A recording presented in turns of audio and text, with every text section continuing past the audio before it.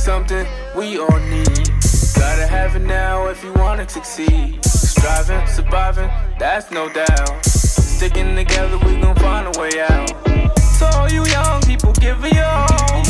To all you young people, give it your all. To all you young people, give it your all. To all you young people, give it your all.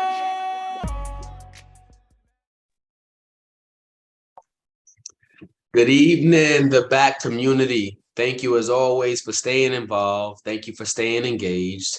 It seems like I have a lot of authors that's coming on the show as of late.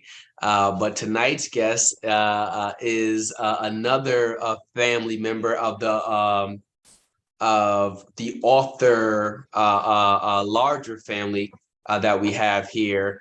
Tonight's guest is Miss Torrie Q Jones. I had the distinct pleasure and honor of meeting her a couple of weeks ago when we both were in Albany at the Capitol New York State Black Expo. Shout out to our girl Tatiana Cunningham for that.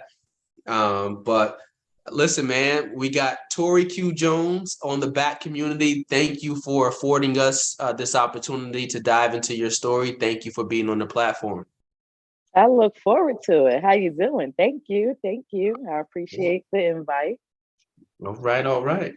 Well, listen, I got a chance to learn a little bit about you after being at that event all day that Saturday. But I think this is going to be a great opportunity for me to learn more about you, but also the rest of the back community platform and my subscribers for this to get a chance to know a little bit more about you. So my first question I always like to ask everybody, Torrie, please let us know what kind of work do you do and what are you passionate about? Here's my first official question for you on the back community. Okay, well, honestly, I'm passionate about justice. I don't know what it is. It's just me. I just feel like things should be fair and life should be fair. Far as who I am, my name is Torrie Q. I am an author. I work in corporate, but I do love to write and I love to read. That's one of my favorite things to do. So that's why I chose to write a story that I think that we all can relate to. Nice. Now, what made you migrate towards reading, and at what point would you say you became an avid reader? Oh, my dad. My dad was big on education. Both my parents, both of them were big educators. My mom was a CPA. My dad was a psychologist, sociologist. I'm sorry. So, very big on education and very big on reading. He used to make me read the dictionary as punishment at 5 years old. Okay. So when I say I am an avid reader, I am an avid reader. Okay. You know, you remember those punishments they used to make you sit down and write absolutely. something 100 times or something? No, not my dad. He didn't make me write something 100 times. He would give me words. He would give me 10 words in the dictionary. He would make me look them up. And now you remember we had the dictionary, not Google. Look it up in the dictionary. Facts. And then I have to use it in a word. Okay. Then I have to use it in a sentence. That used to be my punishment. So I am very big on words and very big on reading. I love to learn. I will honestly say that punishment made me interested in learning and it made me a reader. And even growing up, even during my ignorant times, I still love to read. Always love to read. Nice. It's probably one of those punishments that you hated at the time, but you know, as you get older and you realize how beneficial that skill is, it's just like, all right, it wasn't as bad as what I thought. You know what I mean? Very just much like, so. Yeah. Okay. Very much so. My vocabulary, between the vocabulary you use, the understanding of what people are really trying to say. And it's very interesting of learning the psyche, just knowing words. You understand what I mean? So, absolutely. Yeah. Okay. Yeah. All right. So I would probably, it seems like a natural progression to enjoy reading, but not everyone decides to dibble in actually writing. So not only are you a passionate reader, And because you had to read the dictionary so much, I'm sure your vernacular is quite expansive. But what made you get into writing? Well, being an avid reader, you tend to go into different genres. And I can honestly say, growing up, I had the chance of learning different genres of books. I've read from fantasy to romance to sci-fi to just different genres of books, to where I just like to read. Again, read. Information is one of the things that I enjoy. So reading kept me entertained, especially coming from where we come from. Not all the time life brought us happy times. So reading sometimes let us escape what we were going through. So growing up, on top of being an adult reading, I noticed that there has been a lack of a representation of ourselves. And reading fantasy, reading regular books. And even at one time, I used to be a avid reader of hood books, because that's something that we could relate to, because that's something that we lived through, right? But what I didn't understand was, who was these people writing these books? Was it really us writing these books? And in some of the other genres, we was not represented in these books. So I chose the right one. Why not? We deserve a new story. We deserve a new way to look at ourselves, on TV, on social media. We are presented, and when I say we, I speak as a Black community. We are represented in ways that can sometimes be negative, or even be stereotypical, far as, like we was discussing before. We usually have the rich to poor, the poor to rich story, right? We have the white person savior story, right? We have the slavior story, right? We have the hood story, right? Like we're not diverse, and I don't understand in the entertainment world, why are we not more diverse? Because I know there's more people besides myself that believe that there is more things that we can tell and that we can show our community besides what we see on an everyday basis. We don't have to be in the reality shows. We don't have to be just in the hood stories. We don't just have to be in the ignorant stuff or the sad stuff, I don't know about you, but I'm tired of seeing slave stories. My dad was very big on educating me on who we were as a people. And one thing that he used to say to me was, we were just not slaves. That is not our full story. And stop letting people believe that's all the stories that Black people have to tell. Sound like you about to take me to Kemet. We about to go back to Kemet. We about to talk about where we started from. Not where we show up in the history book. No, where we started from. We're going to talk about that ancient part. Okay. You never know. Just read the book. You never know. But I, so I really just decided to write one. Okay. I feel like I had a story to tell. And instead of telling it in a normal way, I chose to tell it in a way that I think that would be able to give us a different way of representing ourselves as a Black community.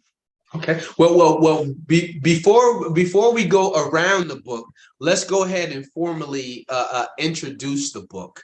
Torrie Q, the author of Reborn the Book Series. Please tell me, where does that name come from? What does the story entail? And I think you might have given us a little insight as to why you decided to write that. But yeah, so tell us a little bit more about Reborn the Book Series. Where does the name come from and why? Okay. Well, Reborn the Book Series is basically going to be an overall book series about the different books that come together. Right now, book one is called Sun. And it is out now on Amazon, FYI. So it has been published since 11/11 of last year of 2021. I chose that date for a reason. Thank you. So I will say, Reborn. It's going to be a book. It's going to be a 6-book series about the development of each main character. So, for example, book 1 is going to represent the rebirth of the energy of Sun, and you will learn from the main character of how he learns how to deal with the different things that he's going through with the redevelopment of the things that he's going through, on top of the rebirth of the energies that he's going through. Again, like I stated before, this is a different kind of book. This is not something that most people would be into, but I feel like we need something different. Okay. It is different. It's not sci-fi, but at the same time, it gives you maybe a sci-fi or a type of fantasy feel, you can say. But at the same time, it gives you a realness that comes with it on top of what you can relate to because of what you've probably been through, you know? Gotcha. So again, I think it's a new story. I think it's a new development for our community. And I think it's something that the community can embrace to be different. You don't have to be, it doesn't have to be in the same things that you see every day. Remember, the world is bigger than what we see every day, you know?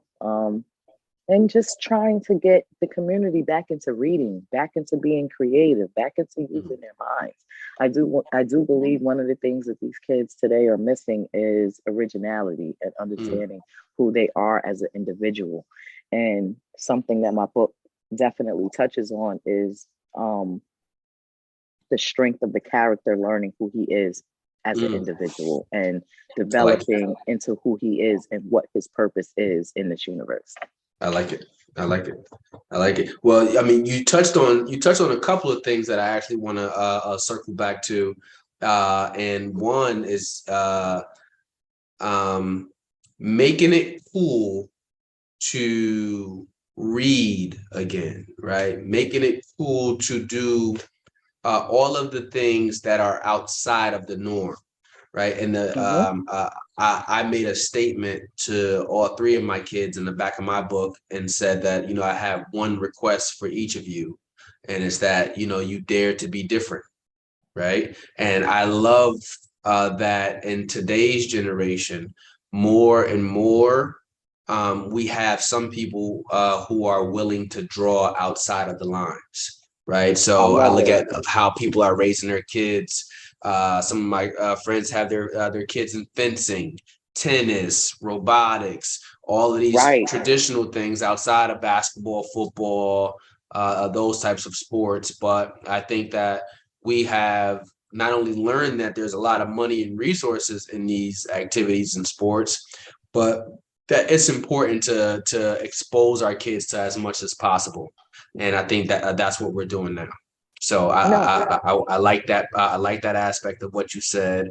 And then I also I wanted to circle back to the importance of being able to have presence in different genres and have representation. There you go. That's the word I'm looking for. Have a representation in different genres. Why do you think it's so important for you? Because it seems like that was a stickler for you to want to go against the norm. Like you said, you've read all of your traditional, what is that, Donald Goins or Sister Souljah or type of books, but it was very important for you to create in this universe that you're creating in your book series as well, a reference point that shows us that we can do a lot more than just your traditional. Where does that desire come from within you? What and why do you think it was so important to showcase that, Torrie? Okay, well, for perfect example, this is the easiest way for me to explain. I am a DC Marvel head. I love video games. I love comic books. Again, my dad was big on education and reading. I actually learned how to read by reading the funny papers. I know I'm old. I'm telling my age by calling them the funny papers. But I learned how to read by reading the funny papers. And reading comic books helped me want to read more, which also made me want to learn more. because the more that I read, the more I retained. I actually end up developing a habit, I can say. I don't know if you would call this a habit or a way of doing things, but I can actually remember what I wrote. So usually my studying comes from me writing and comes from me reading, and I can retain all of that information. Okay. And I learned that at a young age. And the fact that my dad taught me that, it also made me want to also tell our stories. So for me specifically about this story, I feel as if we don't get to tell regular stories. For some reason, even with the Black Panther movie, I remember the first one when it came out, being a comic book fan, I almost cried as a comic book fan, because it was amazing seeing what I've been wanting to see live in action. Nice. For so long. Like, oh my gosh, like this was so cool. Like I said, it was almost, I felt so much pride and so much awesomeness, because it was just like, wow, like we're seeing this, like this is who we can be. This is what we can represent. This is something that we can show the world from who we are. You understand what I'm saying? Like being that proud moment. I mean, I don't know if anybody else went to the movies and felt that way, but I know how I felt. Oh, yes, you do. The whole world felt that. Gosh, the box office felt that. The numbers show that.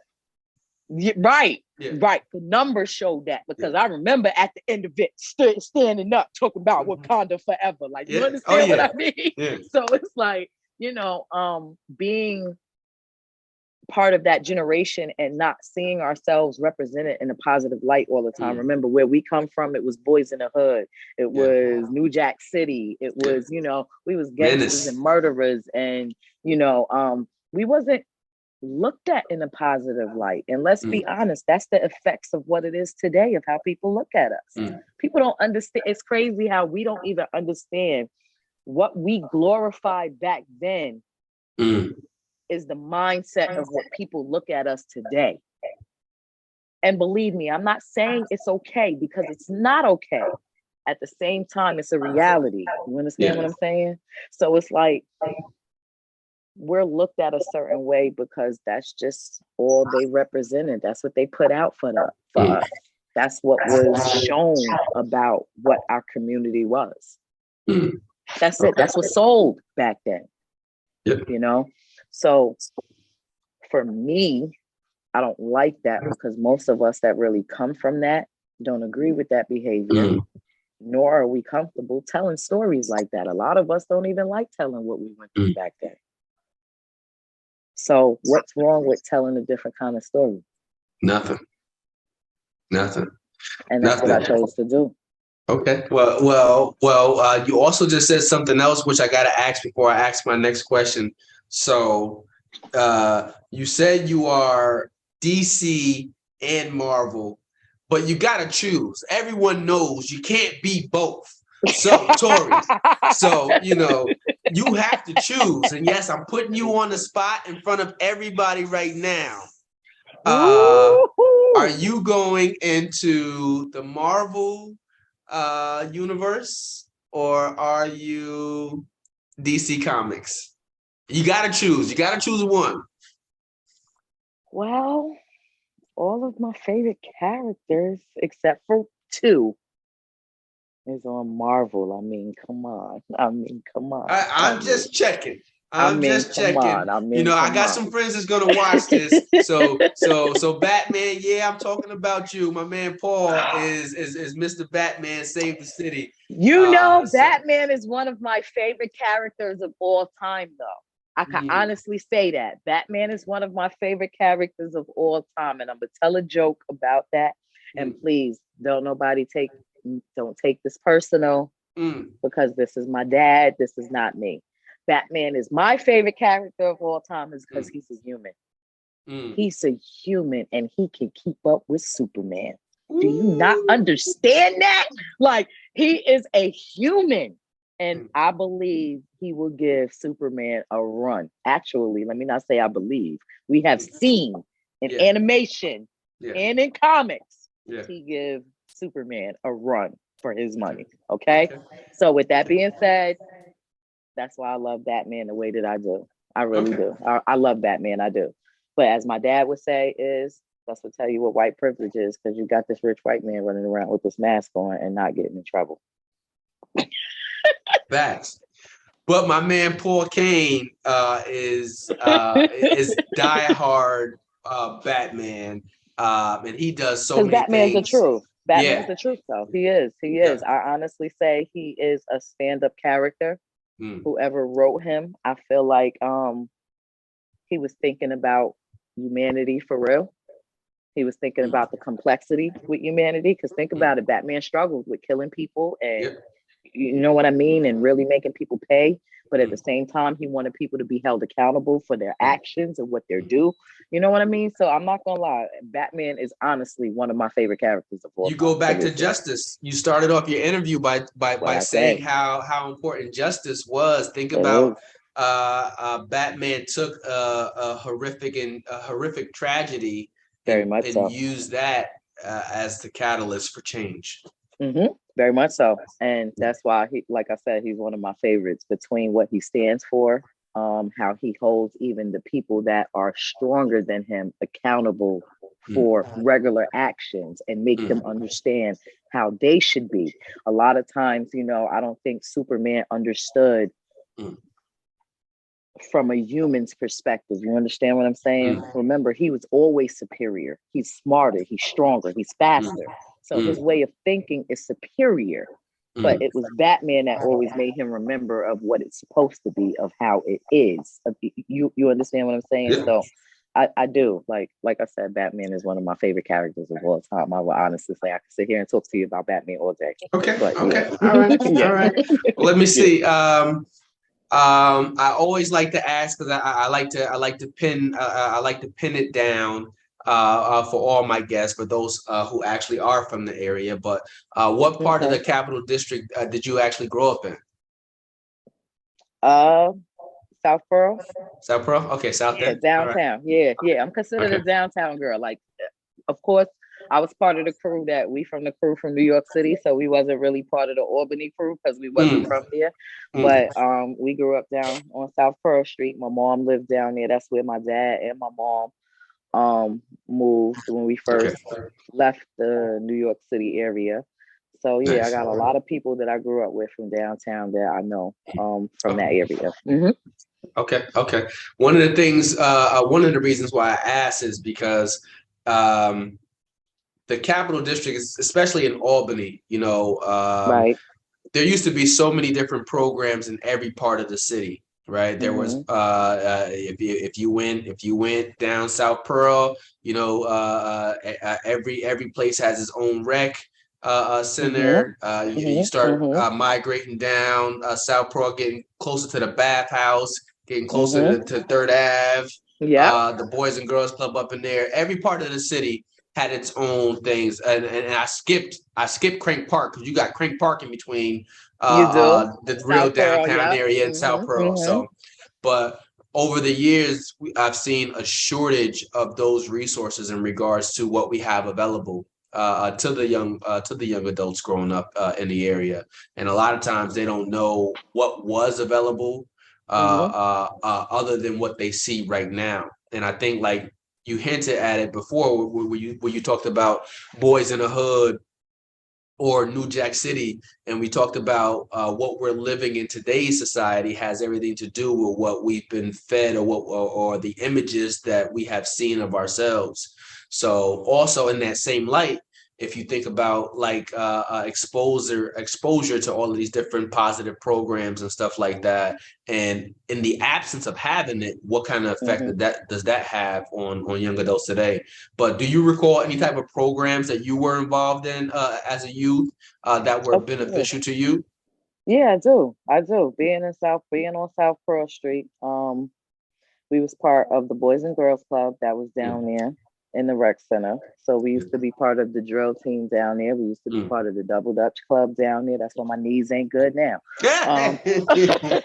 Literally stomping on concrete jungle. But yeah, like I do remember, I can say unfortunately, my family had to go through some traumatic stuff in the streets of Mm, Albany. We lost a 17-year-old family member mm. of mine a couple of years ago.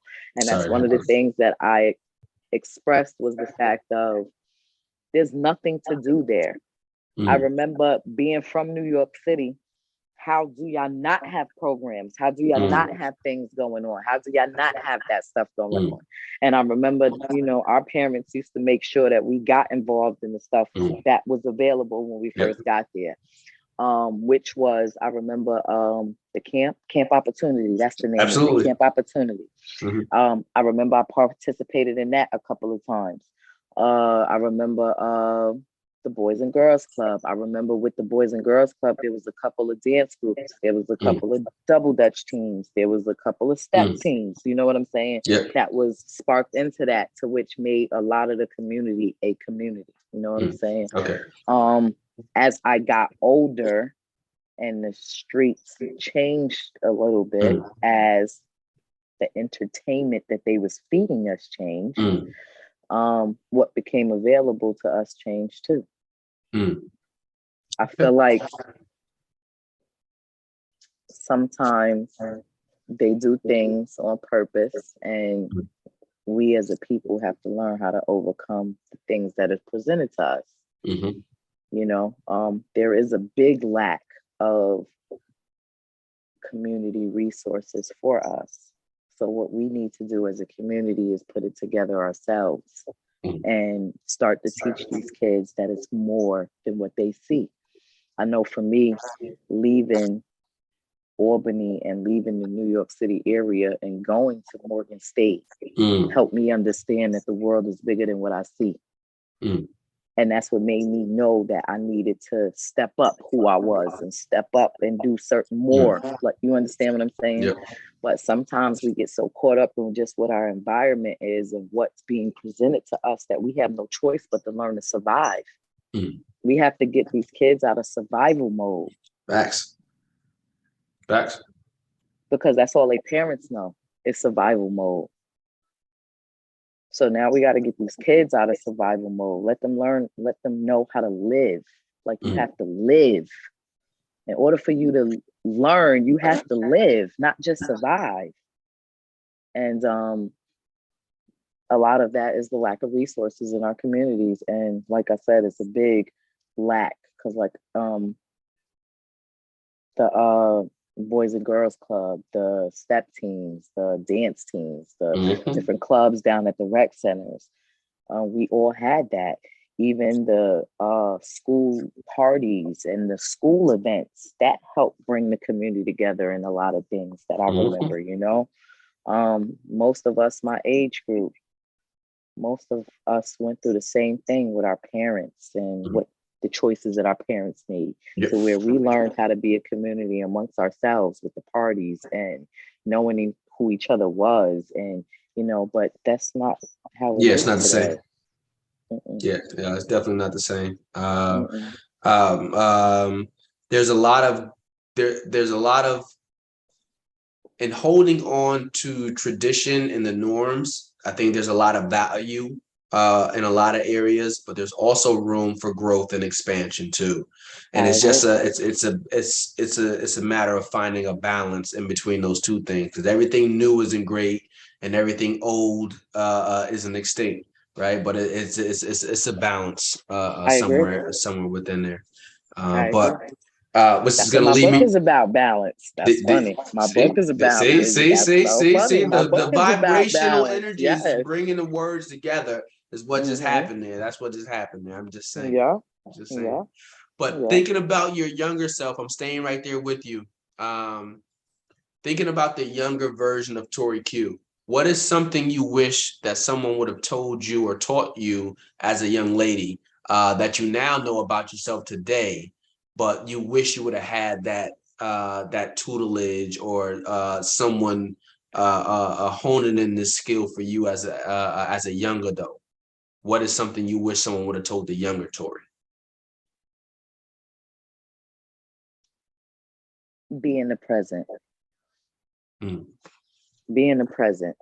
And I say that because, again, living off that survival mode, You always trying to figure out how you gonna make sure you're gonna eat tomorrow, how you gonna make sure you got something to wear tomorrow, how you gonna make sure you're gonna be okay tomorrow. There is never living in the present because you didn't have time to live in the present. Mm. So yeah, I would definitely tell her, live in the present, girl. Mm. That would have changed a lot of decisions that I made because I wasn't able to live in the present. Mm. I always had to survive. Okay. And that's it's a huge fundamental difference, right? Because a lot of people will know how to survive, and that's routine, that's normal, right? We just in survival mode, but it's also unhealthy to just stay in survival mode, right? And it's just like it's seeing the numbers of death, right? Seeing the amount of shootings, stabbings, killings, people going in and out of jail, it's not normal, right? When you live within it, you know, it becomes normalized, but it's not normal. It's kind of just like with You know death. what's so scary? You want to know what's so scary? Mm. They don't know until they leave that it's not normal. Facts. And that's what that's what I mean by, in my opinion, I feel like every child should move away from their parents and their environment that they grew up in to truly get to know themselves. Because you don't know yourself until you're alone. Facts. And one of the biggest life's lessons that I learned was that hood shit that I lived was not normal.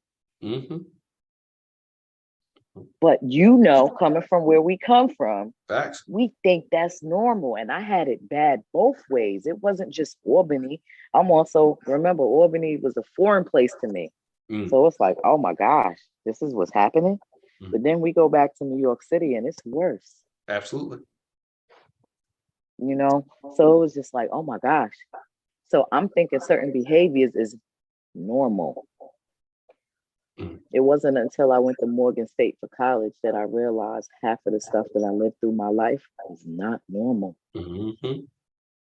Shout out to Baltimore. Shout out to Morgan State. I got some good friends who are fellow Bears with you.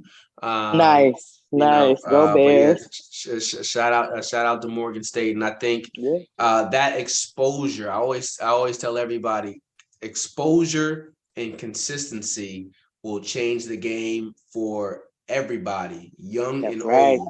The more you have access to see different things, it doesn't mean that you're necessarily going to choose it, but at least you can't say you were never exposed to it, right? So we want to open up opportunities through exposure. So for you getting away and going to Morgan helped change that the dynamics for you. For me, getting away and going to Charlotte and going to Johnson C. Smith changed everything for me, right? And it was just like you said, you start to realize I met friends whose families handled arguments totally different than mine. And I was like, oh, I thought everybody handled it this way. We don't fight? Be like, oh, okay. It's like, no, Tyrell, that's your brother. That's your sister. I was just like, oh. Wait, your brother not in prison right now? Wait a minute, you ain't got to go to the jail to visit him? It's a lot of things. It's a lot of things that I learned, that I realized it was not normal. It got to a point to where I felt like I was the hood chick. Like, how, when you looking at TV where you see the worst ones out of everybody. And it's like in real life, I'm like, wait, shit, am I the worst one? Because of what I'm going through. And then I had to learn that I am a product of my environment, but I am not a product of my environment. There is a balance to that. I will forever be who I am because of where I come from and what I've experienced. You damn right. At the same time, I am not a product of my environment. Okay. I am still educated. I am still smart. I am still, I can walk into any room. Like literally. It's funny because I remember a rap line. I can't remember the song when they said, I get love from the office and the trap. Because it's true. It's the truth. I could literally walk into an office and still be who I am, but I could still walk the trap and still understand what's going on too. You know what I mean? Balance. All day. Balance. For Yeah. that. And again, that's what the book is about too. Light Okay. and dark. Can't have one without the other. Because you Without a can't. doubt. Without a doubt. My You mom can't. used to say, we within each of us, we all have two wolves. We have a good wolf and a bad wolf. And she would say, Ty, I'm never gonna let my bad wolf go, but I'm gonna feed my good wolf more than I feed my bad wolf. So that Mm, way my good wolf is represented more than my bad wolf, but I never mm. know when I have to use my bad wolf. So I want to keep that one on deck too, in case, That's right. I need to, but I'm going to That's feed right. my good wolf more, so the I balance. agree with that one. No, that's real true. That's real truth right there. And I think that's how I live my life today. I'll never forget where I come from or who I am, but at the same time, I don't live that life no more. Yep. That's not the path that I walk. But from the way that I talk, from the way that I walk, you know who I am. Yep. Yep. And it's just, I mean, through exposure, we learn to unlearn some of the things that we've learned. And I've said this before as a guest on someone else's podcast.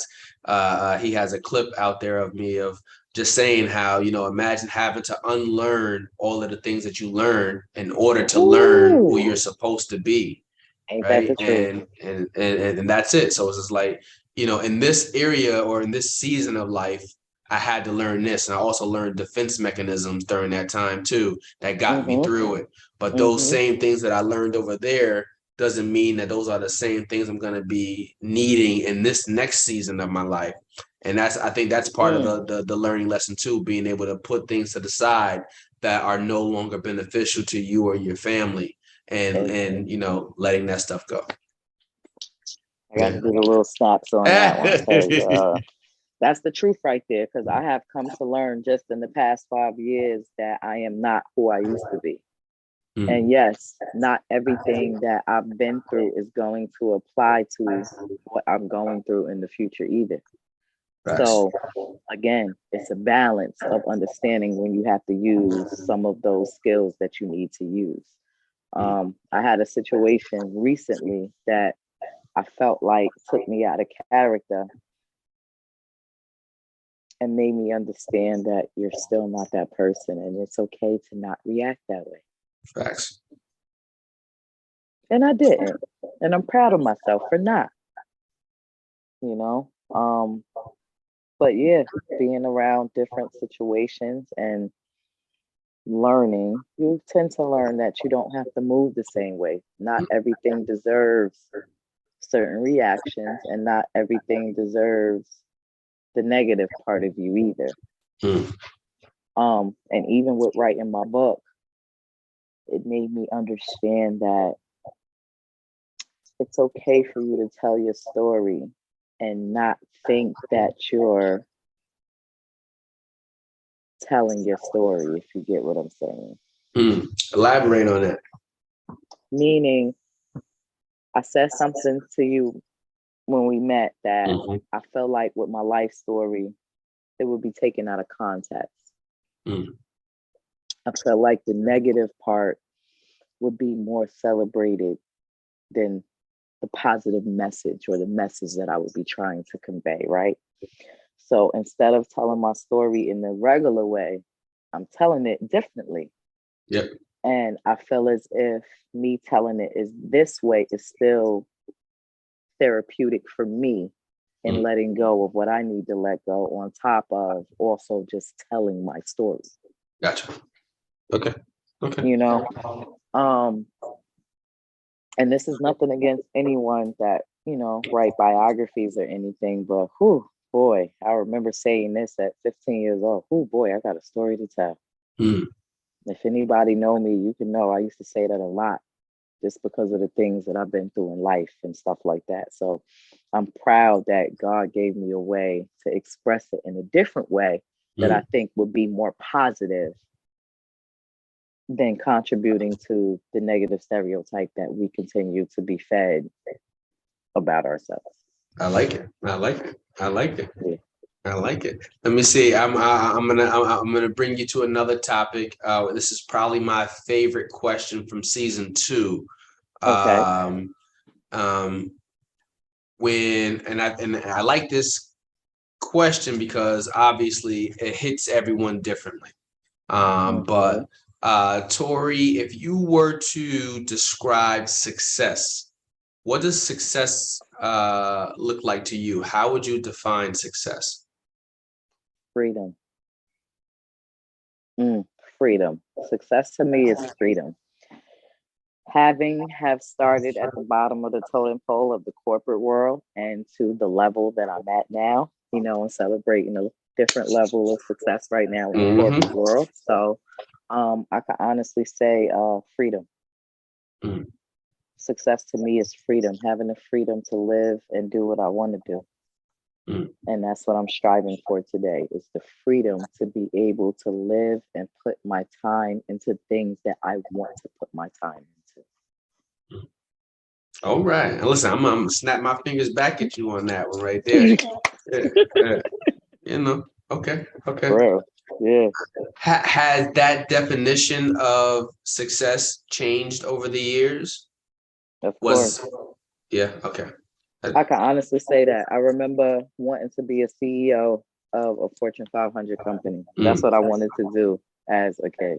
I've been wanting to be the head of someone's table at one point. That's what I wanted to do. I can honestly say, at the different levels of corporate that I have sat at and the different tables that I have sat at, that's not what we strive for. We strive for the freedom that comes with that. It's not that we want. It's the freedom. And that's what I learned a few years ago. I actually came to this conclusion just a few years ago, that it wasn't never the head of the table that I was looking for. It was the freedom that I was looking for. Okay. I like it. All right. Let me see. I'm actually I'm interested in asking this as a follow-up to the freedom that you want. How do you feel your expression as an artist, as an author, through this new book series that you're actually creating with Reborn? How do you feel like your journey as an author is going to help to propel you into the level of freedom that you want? You said you desire to be the CEO of somebody's company. In this space, you are the CEO. So, right.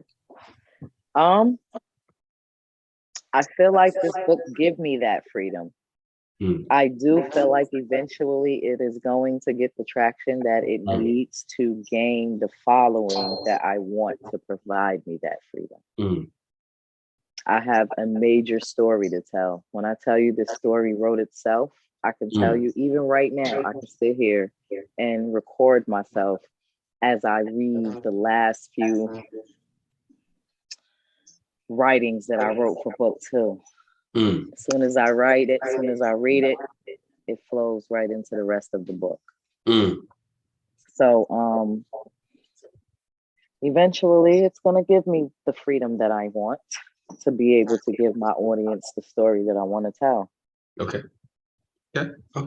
And by chance, pardon me, because I didn't have mine with me. I'm not in my normal location. But did you bring a copy of Reborn for us to look at? Hopefully, you got that on deck, because I did get a chance while Torrie and I met each other in Albany. We did this thing that only authors can do.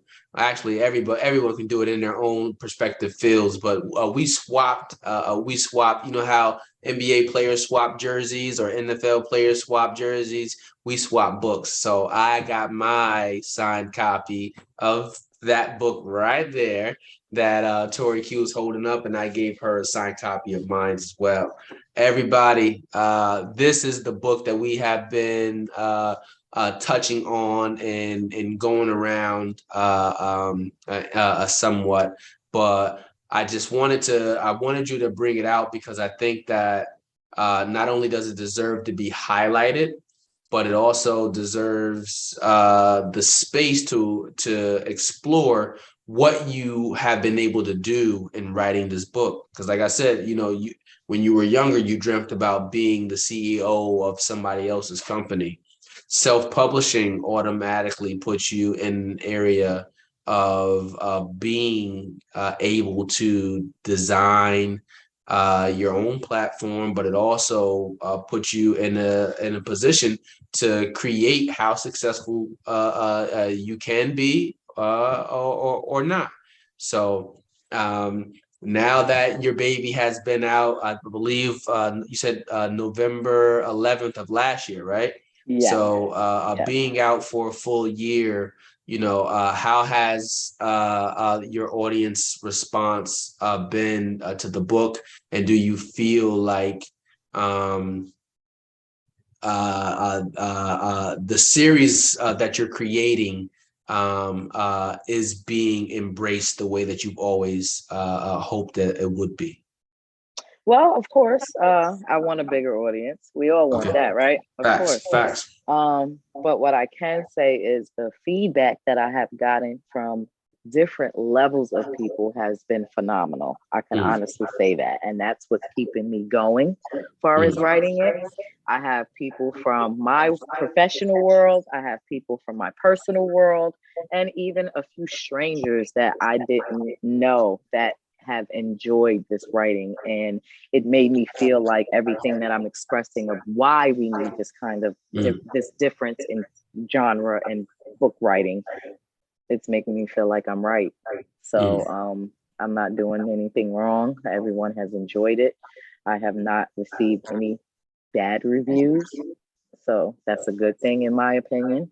Okay. And again, strangers, you be surprised, which you probably know, that strangers support you more than the people closest to you. So I have gotten great reviews on this, so I just feel like it needs to get into the right hands to gain the traction that it needs. Okay. All right. And hopefully being on the Back Community podcast is one of those catalysts, along with a long list of other things that hopefully as the alignment starts to come together, puts you in this series of books exactly where it needs to be, because seeing a greater representation of people who look like us matters. I always tell everybody, not the truth. we learn from the successes and failures of individuals who look like us. So we need to see it. We need to hear it to know that it exists. So that way our creative minds can move from survival mode to creative mode. And I don't think that whenever you're in survival mode, you can never really move to creative mode, because you're so busy focusing in on surviving the task in the moment, or the hardship or the tragedy or anything that's at hand, instead of being able to dial into that creative energy, that God flow energy that we get to do what we're designed to do, which is to create. That's right. I agree. I agree completely. You wouldn't believe it. I started this book process approximately 4 years ago. I can honestly tell you it took me 8 months to write it from start to finish. And we're talking a little over 100,000 words. Okay. I just needed to sit down and write it. But again, once you get out of that mindset of survival and you start thinking about creating, not even just creating my book, but creating the life that I want for myself, it just flowed freely. I like that. It's timing, man. Timing, as my man Nipsey Hussle would say, perfect timing. Sometimes we got our plans and God has another plan. But when it's time, it's always going to be time. And, never before. Instead, we can rush it and see how that turns out. I've learned my lesson in regards to trying to do things my own way. So ain't that the truth, right? No, I will wait. That's right. I can honestly say I'm not a religious person, but I definitely believe in my God and his divine timing. You understand? I Nice. have come to learn that that's exactly what it is. And Facts. you have to know and recognize when it's your time. And it's even okay when it's not your time. Still keep going. Still keep going. Even when it's not your time, not only to still keep going, but to also cheer for other people when it's not your time. And I Is that think not the that truth? that is that is a behavior that has to be taught and embraced a little bit more. I think right now it's like, well, if it's not my season, if it's not for me, right? If I'm not getting anything out of it, no, but I don't believe that. I'm yeah. gonna give you a perfect example. Watching your table, and I don't think I got a chance to tell you. It was so awe-inspiring. When I tell you it was inspiring just to watch everything, and from your post and everything that you shared with me. When I say, I was like, I want him as my mentor. Mm, I did. It wasn't a competition. It wasn't I was like, oh my gosh, what can he teach me? mm. You understand what I'm saying? And we don't understand how that mindset alone can bring you to so many different Facts. levels, because what someone can teach you is so much better than what is given to you. Absolutely. I mean, I know you say you're not religious, but that's biblical right there. You know what I mean? Listen. Either I'm going to give you fish, or I'm gonna teach you how to fish, right? And Thank I you. think that just opening ourselves up to opportunities. I think That's right. because sometimes it's not that the world isn't aligning and giving us opportunities. Sometimes it's us in our own ways. Sometimes it's Right. us holding on to our own hurts. Sometimes I it's agree. us holding on to old dogma that we need to let go. I And I agree. mean, I appreciate you saying what you just said. I don't want to overlook the comment that you did make, because it's huge, right? And being And able it's to say, hey, well, there's something in this person that I would like for myself, and I'm gonna get it. And it's not like, 'cause some people will admire you from afar and steal everything that you got and never say anything about it, but it'd be like, no, I don't yeah, even like you. But it's one other thing to be able to say, I'm in a mature, healthy space to say that I like that, and I'm gonna learn from you if you allow me to, because there's so many people who genuinely want to share, who want to invite you into their space. Everyone is not out to get you. And, that's a mindset shift all by itself. Everyone isn't out to get you. Everyone isn't that's right. trying to constantly just benefit for themselves. There's some really genuine people in the world that want to see everybody else win just as much But as they want to see again, themselves. that's stepping out of the survival mindset. Yes. That's stepping out of that mindset and understanding that I'm doing this new too. Mhm. I'm new to this too. So if I see a fellow person like myself, why not learn from them? Why not accept and embrace them? Because they're doing it, obviously. Mhm. Obviously, there's something we can relate to. There's obviously something that we can connect with or collaborate with, right? So I don't understand why people get so stuck on that mindset. But again, that's being in that survival mode, to Yeah. where you think that you could only be in a certain space because you have to survive this moment. No, you're not surviving, you're living, you're Mhm. doing it. Mhm. Understand that. And it's okay for others to live and do it with you too. And that's actually how you learn a better way of doing things, because you learn from others. Listen, I'm sitting here now. I'm just playing back that Saturday event in Albany, and just to think about how that one event, where we both were supporting a mutual friend, and that mutual friend was supporting us in our endeavors Right, to right, expose what we have to a larger audience. But I'm right. just looking back. I know that day, you and your girls that you came there with, right? I seen the little stands that you have for your book, and I'm just like, man, I didn't think about that, right? But I'm just like, I'm calling my best friend who's supposed to be there with me. I was like, yo, I'm trying to call him. So I'm like, pick me up these things, but he never called. So I asked one of the girls you were at the table with. I said, well, listen, I said, do you guys happen to have any more of those that I can use? Right. Most people wouldn't even ask. I'm like, listen, I'm at a point in life where, I am comfortable enough to, if I don't have something, I will ask. In the same way, if someone else is able to ask me, if I have it, I'm going to give it. And it's just like, keep yourself in a position to be used, and you'll end up getting so much more than what you ever could imagine just trying to receive. That's right. So you were beneficial to me that day and to the success of my table just by giving me those book stands to go ahead and do it. Right. And, it's like, look how you extended yourself too with the bags though. Yeah. You see how one hand wash the other. Yeah. So it's almost like, I feel like, again, it's the being able to accept and receive help. There's nothing wrong with it. And there's nothing wrong with asking. You understand what I'm saying? So believe me, I planned on reaching out to you eventually to be like, hey, we talked on Saturday. So, I was hoping we could get more into what we discussed, because again, you didn't have to share what you shared with me. You didn't have to, but you did. And same thing with the stands. We wasn't using them. Why not?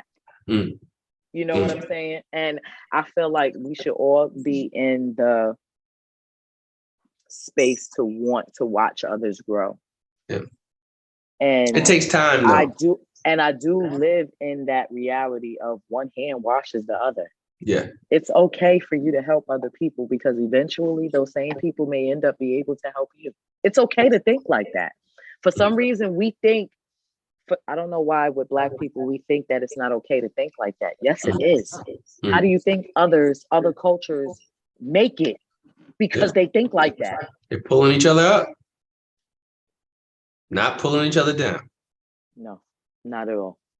Yeah. So I do appreciate it. And I watched you and I learned from you just for the few hours that we sat next to each other. I did. I came home with a different plan, different mindset, different ideas that I wanted to do, and I appreciated that. And I wanted to make sure that we stayed in touch and, and look at us now. Listen, Torrie was not supposed to be on season 3 of the Black Community. I had a cancellation, and she was the first person that I thought of. And like I said, man, if you stay ready, you never have to get ready. That's right. I got 2 more questions for you, and then I'm gonna let you go. Okay. My first question I want to ask is, thinking about your life and where you are today, what about your life's path are you most proud of, Torrie? My growth. My overall personal growth. I have been compared to some of those people. I have been through a lot of traumatic and things that a lot of people probably would not be able to survive. And I can honestly say I'm still standing. I'm sane. I'm healthy. And I'm still here. Yeah. All right. Well, my final question for you is, how